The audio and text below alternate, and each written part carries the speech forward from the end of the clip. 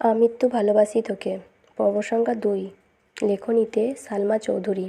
গল্প পাঠে আমি আফসানা পারভিন। হঠাৎ কারো অস্তিত্ব বুঝতে পেরে সাবলীল ভঙ্গিতে নড়ে চড়ে দাঁড়ায়, দৃষ্টি সরিয়ে নেন চাঁদ থেকে। ঘাড় ঘুরিয়ে দেখে নেয় মানুষটাকে। তারপর ধীর কণ্ঠে জানতে চায়, কিছু হয়েছে? তানবীর সরল মনে বললে, বড় আব্বু বুঝতে পেরে গেছে তুমি মারপিট করেছ, তাই তোমাকে সাবধান করতে বলেছে, যেন মারপিট আর রাজনীতিতে না জড়াও। আর কিছু? অবহেলায় প্রশ্নটা করল আবির। না, তেমন কিছু না, ব্যবসার হাল ধরতে বলল। তানভীর উত্তর দিল। আবির বলল, আচ্ছা ঠিক আছে, আর কিছু বলবি? তানভীর বলল, ভাইয়া মাথা ঠান্ডা করো তুমি, বাদ দাও প্লিজ। আমি তোমাকে শুধু জানিয়েছিলাম বিষয়টা। তুমি যে এভাবে দেশে চলে আসবে আর এইভাবে ঝামেলা হবে, এটা আমি ভাবতে পারিনি। বুঝতে পারলে আমি আগেই ব্যাপারটা সলভ করে ফেলতাম। আবির বলল, তুই আমায় বাদ দিতে বলছিস? বাহ। তানভীর বলল, আমি ওইভাবে কিছু বলিনি ভাইয়া, যা হবার তো হয়েছে। তুমি যা করেছো এরপর আশা করি আর কিছু হবে না, তাই বলেছিলাম ওইসব চিন্তা বাদ দিয়ে একটু রেস্ট নাও। অনেকটা জার্নি করে এসেছো। আবির বলল, আচ্ছা তুই এখন যা। এরপর থেকে আমার ব্যাপারে তোকে যেন কেউ কিছু না বলে, এটা সবাইকে বলে দিস। এত বছর বাইরে ছিলাম, এখন তো আমি বাড়িতে আসি, যার যা কথা সব যেন আমায় বলে সরাসরি। আর আগামীকাল 12টার আগে কেউ যেন ডাকতে না আসে আমায়। তানভীর বলল, আচ্ছা, আসছি আমি। এতক্ষণে মেঘে ডেকে গেছে চাঁদ। অসীম দূরত্বে তাকিয়ে কী যেন ভাবছে ছেলেটা। তারপর রুমে ঢুকে দরজা আটকে ব্যাগ থেকে একটা সিগারেট বের করে বারান্দায় বসে সিগারেট জ্বালিয়ে ঠোঁটে ধরে। বৃষ্টি পড়ে দূরে গাছের পাতায় ফাঁকে ল্যাম্পপোস্টের ক্ষুদ্র আলোর দিকে। তার চিনে 2-3টা কুকুর আপন মনে চিল্লাচিল্লি করছে। সিগারেট খাওয়াটা আবিরের নিত্যদিনের অভ্যাস না। যখন সে খুব রাগান্বিত বা চিন্তিত থাকে, বা যখন নিজেকে কন্ট্রোল করার সব শক্তি হারিয়ে ফেলে, তখন সিগারেট ধরায়। তখন সিগারেটের ধোঁয়ার মধ্যে নিজের কষ্ট, রাগ, চিন্তা আর অভিমানগুলোকে উড়িয়ে দেয়। সিগারেটে কয়েকটা টান দিয়ে সিগারেটটা ফেলে দেয়। তারপর টান হয়ে শুয়ে পড়ল নিজের বিছানায়। মাথার নিচে 2 হাত রেখে চোখ বুজল। মেঘ খাবার খেয়ে রুমে এসে 2-3 ঘন্টা টানা পড়াশোনা করল। এইচএসসি পরীক্ষা শেষ হলো 1 মাসও হয়নি, কিন্তু পড়াশোনা যেন 3 গুণ বেড়ে গেছে। অ্যাডমিশন একটা মস্ত বড় যুদ্ধ, যার একমাত্র অস্ত্র হলো পড়াশোনা। তার সাথে অঙ্গাঅঙ্গিভাবে জড়িয়ে আছে ভাগ্য। এইচএসসির রেজাল্ট কবে দিবে ঠিক নেই, পাস করবে কিনা তাও জানে না, কিন্তু অনিশ্চিত ভবিষ্যতের জন্য প্রস্তুতি আগেভাগেই নিতে হচ্ছে। বয়সের তুলনায় মেয়েটা পড়াশোনায় একটু বেশি এগিয়ে গেছে। 18 বছর বয়সে পা দিল সবেমাত্র, 2 মাস হয়েছে। তার মধ্যে এইচএসসি পরীক্ষা শেষ। কয়েক মাস পরে সে স্নাতক শিক্ষার্থী হতে চলেছে। ভাবতেই কেমন যেন নিজেকে বড় বড় মনে হয় মেঘের। পড়াশোনা শেষ করে নিজের বিছানায় শুয়েছে, হাতে তার নতুন মোবাইল। কিন্তু করবে কী সে? না আছে ফেসবুক, আর না আছে অন্য কোনো অ্যাকাউন্ট। ইউটিউবে ঢুকে কয়েকটা ভিডিও দেখে মোবাইল রেখে দেয়। শুয়ে ভাবতে লাগে আবির ভাইয়াকে ধন্যবাদ জানানো দরকার, কিন্তু সে তো ভয়ে দাঁড়াতেই পারবে না আবিরের সামনে। পুরানো স্মৃতিগুলো ভাবতে থাকে। মেঘ সবেমাত্র 5ম শ্রেণীতে উঠেছিল। বয়সের গণ্ডি 9-10 এর মাঝামাঝি। তখন মেঘের একটা বন্ধু হয়েছিল, নাম জয়। ছেলেটা স্কুলে নতুন এসেই বন্ধুত্ব করেছিল মেঘের সাথে। ছোটবেলা পিচ্চিদের বন্ধুত্ব যেমন ছিল, চকলেট শেয়ার করা, টিফিন শেয়ার করা, একসাথে খেলাধুলা করা। একটা সপ্তাহও হয়নি তাদের বন্ধুত্বের। 7 দিনের মাথায় আবির স্কুলে গিয়ে মেঘকে আর জয়কে একসাথে খেলতে দেখে স্কুলে সবার মাঝখানে মেঘের গালে কয়েকটা থাপ্পড় বসিয়ে দিয়েছিল, আর রাগান্বিত স্বরে বলেছিল, তোকে যদি আর কোনো দিন কোনো ছেলের সাথে কথা বলতে বা খেলতে দেখি তাহলে তোর খবর আছে। তারপর বোনকে টানতে টানতে বাড়িতে নিয়ে আসে। একটা বার বোনের দিকে তাকিয়েও দেখেননি। দুগালে আবিরের 5 আঙুলের দাগ বসে গিয়েছিল। সেই যে থাপ্পড় দিয়েছিল মেঘ, 1 সপ্তাহ জ্বরে পড়েছিল। মেঘ ছোটবেলা থেকেই খুব অভিমানী ছিল।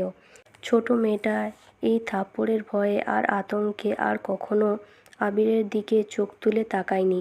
কথা বলা তো দূরের বিষয়, আবির বাসায় থাকাকালীন রুম থেকে বেরিয়ে হয়নি মেঘ বালিকা। আবিরও কখনো খোঁজ নেয়নি মেয়েটার। ছোট মেঘের মনে তখনই জন্ম নেয় আবির ভাইয়ের প্রতি অভিমান, সীমাহীন অভিযোগ, কষ্ট আর বিতৃষ্ণ। 2 বছর পর দেশ ছাড়ে আবির। এই সময়ের মাঝে মেঘ আবিরের সাথে এক টেবিলে খেতেও বসতো না। আবিরকে দেখলেই যেন ছুটে পালাতো মেঘ। আবির বিদেশে চলে যাওয়ার পর মেঘ আবিরের ভয় থেকে নিজেকে সাবলীল করে আপন মনে রাজত্ব করতে থাকে খানবাড়িতে। আবিরের পাশের রুমটাই তার দখলে চলে আসে। আবির থাকলে হয়তো কখনোই সে এই রুমে আসতো না। বিদেশ যাওয়ার পর আবির সবার সাথে ভিডিও কলে কথা বলেছে, কিন্তু কথা হয়নি মেঘের সাথে। 2-1 বার মেঘের কথা জিজ্ঞেস করেছিল ঠিকই, কিন্তু মেঘ আতঙ্কে কথা বলতে চায়নি। এরপর থেকে আবিরও কখনো মেঘের কথা জিজ্ঞেস করেনি। এত বছর পর ভাই বাড়ি এসেছেন, এখনও দেখা হয়নি তার সাথে। এরই মধ্যে মারপিট করে ফেলেছেন। ছোটবেলায় অনুভূতি প্রকাশ না করতে পারলেও আজ আবিরের কর্মকাণ্ডের কথা শুনে মেঘের মনে একটা নামই ঘুরপাক খাচ্ছে, সেটা হলো হিটলার। হিটলারের সাথে আবিরের কতটা মিল বা বেমিল তা বিবেচনা করার বিন্দু পরিমাণ ইচ্ছে নেই তার। মাথায় একটা চিন্তা ঘুরছে, ধন্যবাদ জানানো উচিত, কিন্তু সে কি আদৌ কথা বলতে পারবে হিটলারের সাথে? এসব ভাবতে ভাবতে ঘুমিয়ে পড়ল সে। ভোরবেলা থেকে বাড়িতে রান্নার ধুম পড়ে যায়। 3 ভাই সকাল সকাল খেয়ে অফিসে চলে যায়। মিম আর আদিও স্কুলে চলে যায়। মেঘ রুম থেকে উঠে 8টায়। রাত জাগার কারণে সকালে উঠতে পারে না সে। মাঝে মাঝে গোসল করে খেয়ে বের হয়, মাঝে মাঝে এমনিতেই চলে যায়। 10টা থেকে 2টা পর্যন্ত বাইরে কোচিং, তারপর টিউশন শেষ করে বাড়ি ফিরে ফ্রেশ হয়ে খেয়ে একটু ঘুমায়। বিকালে একটু হই হুল্লোড় করে, তারপর পড়াশোনা করে। এই তার বর্তমান জীবন। আজও তার ব্যতিক্রম হলো না। খেয়ে কোচিংয়ের উদ্দেশ্যে বেরিয়ে পড়েছে। বাসার গাড়ি তাকে দিয়ে আসে, আবার কল দিলে গিয়ে নিয়ে আসে। ঠিক 12টায় ঘর থেকে বের হয় আবির। ধীর গতিতে নিচে আসে। নিশ্চিন্ত মুখ দেখে মা মালিয়া খান ভীত স্বরে ছেলেকে জিজ্ঞেস করেন, কিছু হয়েছে তোর বাবা?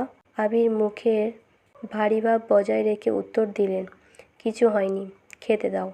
ছোটবেলা চাঞ্চল্যতা ছিটেফোঁটাও নেই ছেলেটার মধ্যে। এটা ভেবেই বারবার হতাশ হচ্ছেন মালিয়া খান। হঠাৎ চোখ পড়ে ছেলের হাতে ব্যান্ডেজের দিকে। হাতটাও ফুলে গেছে অনেকটা। আবির খাবার খাচ্ছে আর তার মা শান্ত স্বরে ছেলেকে বোঝাচ্ছেন, এটা করো না, সেটা করো না। মনে হচ্ছে 5 বছরের শিশু সে, আগুন পানি চেনে না।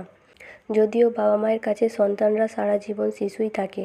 খাওয়া শেষে মায়ের থেকে বিদায় নিয়ে বেরিয়ে যায় আবির। মেঘ বাড়ি ফিরেছে 1 ঘন্টা হবে। শাওয়ার নিয়ে নিচে এসেছে খেতে। খাওয়া শেষ। তানভীর রুম থেকে ছুটে এসে জিজ্ঞেস করে, বড় আম্মু, ভাইয়া কোথায়? আঁতকে ওঠেন মালিয়া খান। ও তো 2-3 ঘন্টা আগেই খেয়ে বের হয়েছে। কেন? ইস, মিস করে ফেললাম। মালিয়া খান বলল, কি হয়েছে বাবা? মেঘ নীরবে তাকিয়ে ভাইয়া আর বড় আম্মুর কথোপকথন শুনছে আর বোঝার চেষ্টা করছে ঘটনাটা কী। তানভীর ভাইকে কল দিয়ে জিজ্ঞেস করেন, কোথায় আছো? আবির কী যেন বলল, শোনা যায়নি। তানভীরের চোখে মুখে উত্তেজনা স্পষ্ট। বড় আম্মু, আম্মু, কাকিমণি বাইরে চলো। কেউ প্রশ্ন করার আগেই তানভীর ছুটে গেল বাইরে। তার পিছন পিছন মিম, আদি, মা, কাকিরা সবাই দরজা পর্যন্ত গেল। সবার পিছনে মেঘও গেল সেখানে। এরই মধ্যে বাইক নিয়ে বাড়ি ঢুকলো আবির। নীল রঙের চকচকে একটা সুন্দর বাইক, হেলমেটটাও নীল। হেলমেট খুলতে খুলতে তাকায় বাড়ির মানুষদের দিকে। মেঘ অপলক দৃষ্টিতে তাকিয়ে আছে। সেই কবে দেখেছিল আবিরকে। সেই আবিরের সাথে এই আবিরের চেহারার কোনো মিল নেই। হেলমেট খোলাতে চুলগুলো এলোমেলো হয়ে গেছে আবিরের। চোখে সানগ্লাস, নেভি ব্লু রঙের শার্ট, কালো প্যান্টের সাথে ইন করে পরেছে। হাতে কালো ফিতার একটা ঘড়ি, পায়ে শো জুতা। আপাদমস্তক দেখল আবিরকে। হৃৎপিণ্ডের 4 প্রকোষ্ঠ ছটফট করতে লাগলো মেঘের। আবিরের দিকে বিভোর দৃষ্টিতে তাকিয়ে আছে সে। আবির বাড়ির সকলের উদ্দেশ্যে বলল, বাইকটা কিনেছি, কেমন হয়েছে? আবিরের কণ্ঠ মেঘের মনের গহীনে ধাক্কা খায়। এতে হুঁশ ফিরে তার। দাঁড়িয়ে থাকতে পারছে না সে। এক দৌড়ে নিজের রুমে ঢুকে দরজা আটকে শুয়ে পড়ে মেঘ। মিম আর আদি হই হুল্লোড় করছে। আবির ভাইয়ার কাছে আবদার করছে ওদের বাইকে নিয়ে ঘোরার জন্য। মালিয়া খান ছেলের পানে তাকিয়ে প্রশ্ন করলেন, বাসায় 2-3টা গাড়ি থাকার পরেও বাইক কেন কিনলে? আমার গাড়িতে চলাচল ভালো লাগে না, অবলীলায় উত্তর দিল আবির।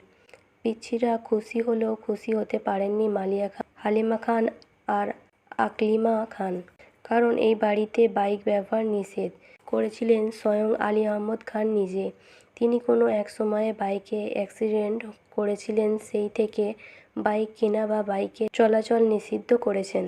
ইকবাল খানের খুবই ইচ্ছে ছিল বাইক কেনার, কিন্তু বড় ভাইয়ের নিষেধ অমান্য করার সাধ্য নেই, তাই কিনতে পারেননি। তানভীর খুব করে চাইছিল বাইক কিনতে।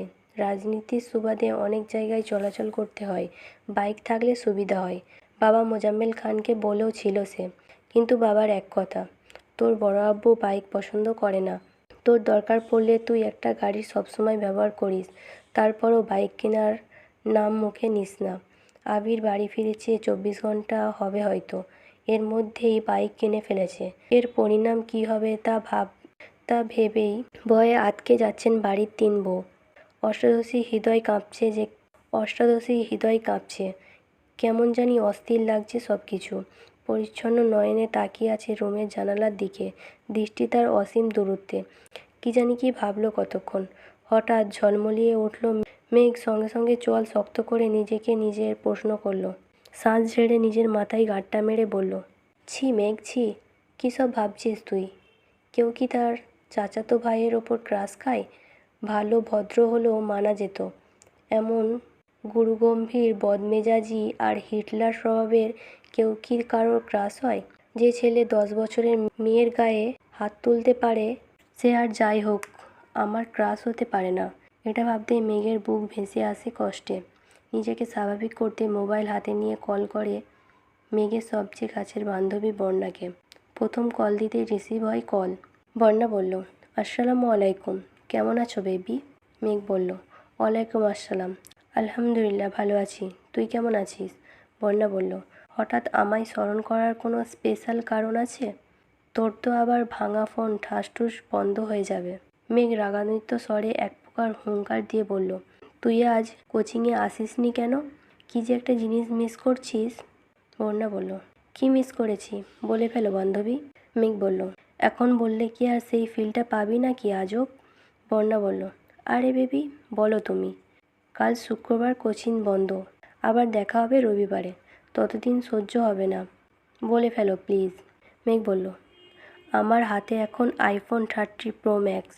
মেঘের কথা বর্ণা এক বিন্দু বিশ্বাস করেনি, হেসে উড়িয়ে দিয়ে বলছে, এখন বলো, একটু পর 40 প্রো ম্যাক্স কিনতে যাচ্ছিস, যাকে তার ভাই একটা আধভাঙা ফোন দিয়েছে ব্যবহারের জন্য, দিনে 100 বার বন্ধ হয়ে যায়, তার হাতে নাকি আইফোন।